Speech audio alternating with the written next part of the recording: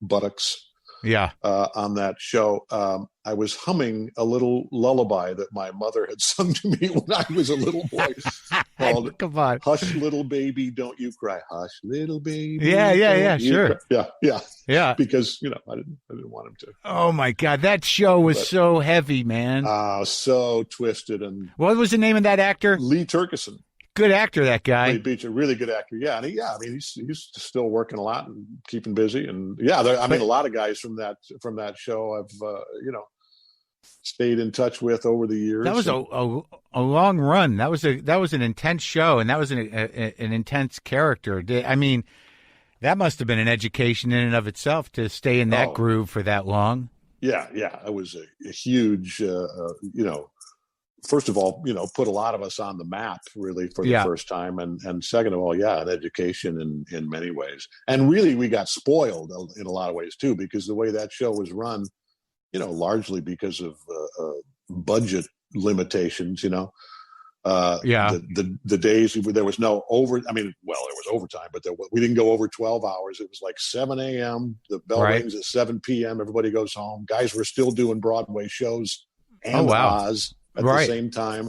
Yeah. No long waits in between shots. It was like bang, bang, bang, set it up. Because we were shooting 56, 7, 8 minute show in a 7-day shoot. We're shooting, 9-10 pages a day a lot of the time. And it was, my God, that's a lot. You'd get a take in and they'd go, okay, did anything fall on anybody's head? Let's move on. It's like, so then when you get onto a big film where they're actually, taking 2.5 hours to set up the lighting and doing 9 takes of something, you're like, oh my God. It's tedious, right? Yeah, absolutely. So where did they shoot? Did they shoot that at Silver Cup? Where did they shoot Oz? Like where was that? I don't know if Silver Cup even existed then. Well, it probably did. No, we shot the first, we did 6 seasons. The first 4 we shot at the Flower Warehouse in Chelsea on 9th Avenue. And, so they just built sets in there, and that was not even... They just rented the whole top floor of that warehouse, which was not anything like what it is today. It was just a few florists on the ground floor and a bunch of, mostly unused offices.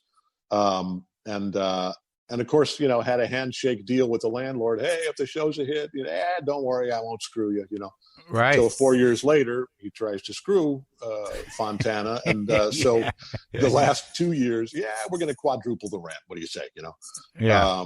And the last 2 years we shot on a pier in lovely Bayonne, New Jersey. Bayonne.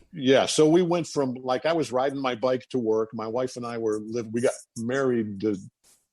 We got married like the year before Oz started. Yeah. I'm riding my bicycle to work. We're having an hour walk away at lunch, and you can actually walk away and go to one of the, hundreds of restaurants in the neighborhood and, run off and do a voiceover audition, in between shots. And then, the last 2 years were marooned at an old military barracks in Bayonne. It's so odd that he chose to do it that way over a soundstage, I guess for budgetary reasons. Yeah, it was cheap rent. It was, and honestly, now that I think of it, it was probably just because Fontana could walk to work from there because he still lives in the neighborhood. So, and then what do you think was the so that puts you on the map? So what do you think was the big kind of film break for you, where because I remember, I think it was probably Juno for me in terms of remembering, who's that guy? Well, that was huge.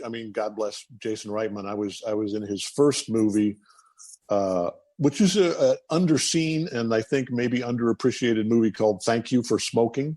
That's a good movie with who's that blonde guy? What was the lead guy? Aaron Eckhart. Aaron Eckhart. Yeah. That put Jason on the map and justifiably so. Obviously he grew up in the business. He'd made a bunch of short films and that was another one of those experiences where I was kind of like, still felt like a kid, like a beginner as a film actor. And this guy who's, I basically could be his father, is like a mentor to me. He's got a good pace on those movies. There's like, he definitely got a good feel for it. Absolutely. And makes, you sort of, can tell a Jason Reitman film, but he also doesn't. He doesn't repeat himself though in sort of the obvious ways. So each one is really its own unique self. And before Juno came along, he had no intention of directing any script that he hadn't written himself. But then he read Diablo's brilliant script for Juno and actually handed it to me at a poker game, handed me the script back in the days when people handed people scripts. Yeah. And just said, and I had sort of welcomed him into an established poker game at that time, because I asked him if he played poker, and he said, not really. And I said, perfect. You're in. Bring a lot of money. Yeah. Of course, like after, the first 4 times he played with us, he became one of the best players at the table because he's just a super smart, annoying guy. Yeah. But he handed me the script and said, you got to read this. It's great. And didn't say, I'd like you to play the dad, Yeah. So I read the script and I'm falling in love with the part of Mac McGuff, but then thinking, well, let's be realistic. He's going to get, some big movie star to play that part. So maybe this one scene part or that one scene part. And then I called him the next day or a couple of days later. And, I was just trying to sort of chat. So, hey, man, how's it going? Yeah, that's a pretty good script. And he was like, dude, we want you to play Mac McGuff. I was like, oh, yeah. He and Dan Dubecki were putting that together at the time. And really, they went out on a real limb casting both Ellen Page and me, because Jason knew when he read the script that he wanted me, he wanted Ellen, he wanted Allison Janney, he wanted Michael Cera. I mean, he knew most of the cast in his head already, and he also knew that it would be a hard sell because the producers wanted, the young pop star, at the time who was becoming a film actor, and they wanted somebody established, to play my part. And right. So Ellen and Ellen was just coming off that movie.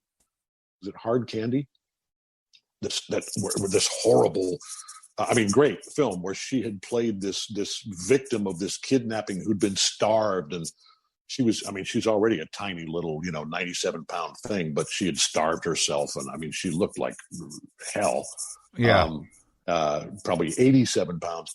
And she and I did a full-on old school screen test together. And, Jason went and, sold us to the powers that be, the money people. And, we got to make the movie.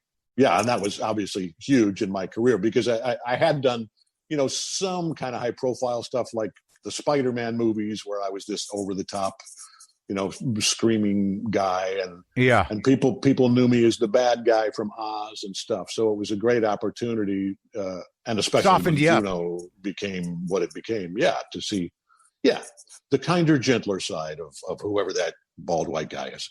Yeah, I thought it was, and also there was something unique about the language of that movie. There was a patter to it. That brilliant colloquialism that Diablo created. That was and that Ellen, and the rest of the, especially the young actors, really ran with so brilliantly.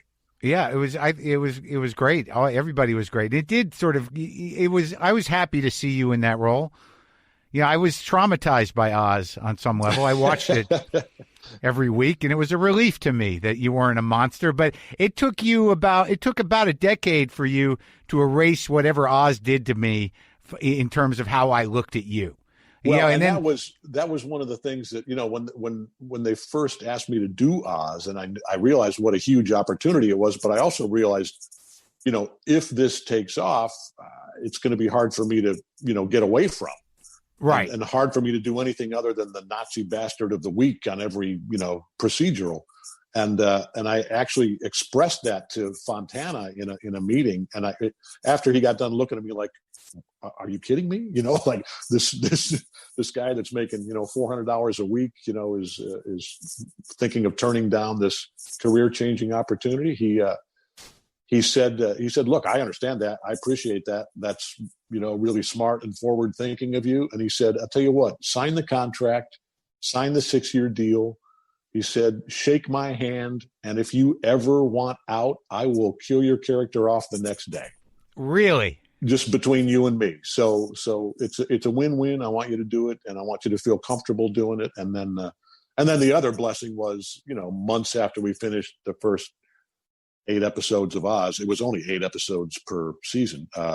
They asked me to play the shrink on Law and Order. So I'm playing the psycho here and the psychiatrist there, and right away, audiences that had never seen me before, or at least some audiences, are seeing 2 very different characters that I'm doing. So that helped me not get pigeonholed the rest of my life. Yeah, and then it became, and you become a character actor, not just a lunatic.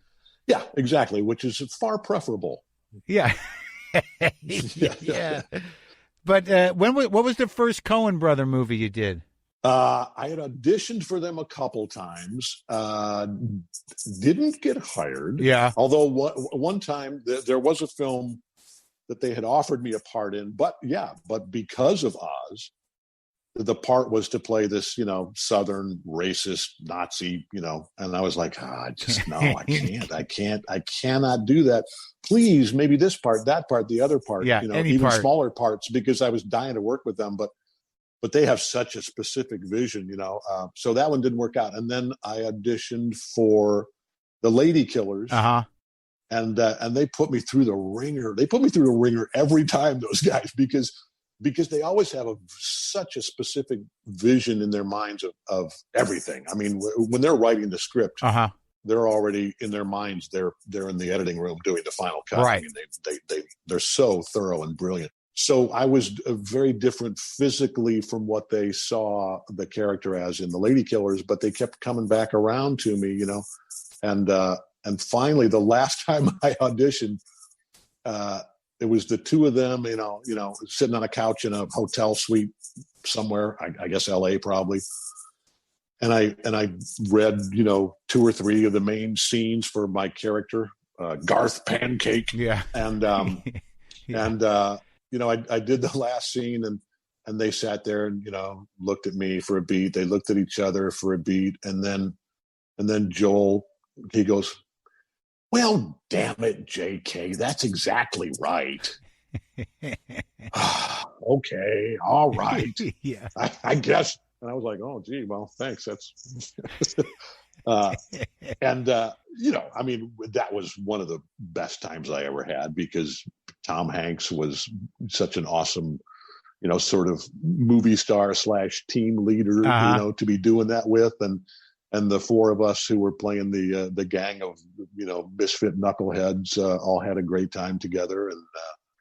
And as usual, as I found out, I did a little part in Burn After Reading. I remember that. That was a funny part. A really funny part that, considering that I did the whole thing in one day. Yeah.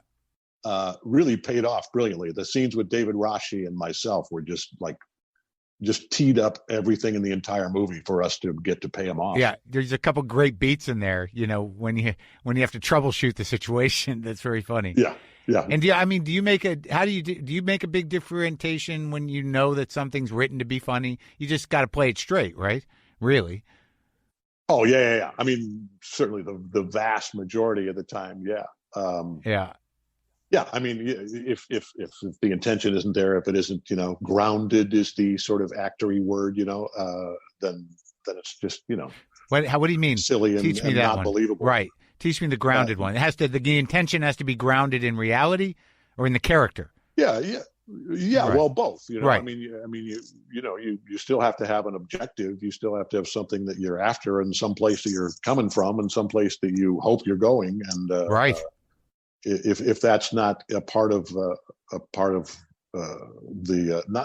not even necessarily the style, but the substance of what you're doing, then it's just you can laugh at stuff, but if you're going to be with these characters, especially for an hour and a half or 2 hours in a feature film, if you don't believe them and care about them, why would you? It's going to get pretty old after a while.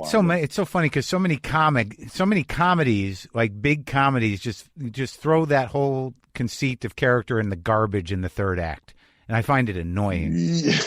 Yeah, you know what I mean? It's weird. Yeah. Like, you're going with it. You're like, all right, I'm going to suspend my disbelief enough to enjoy this thing. And then like, what's happening now? This is stupid. Yeah, I don't. How are they now on the moon? That's not supposed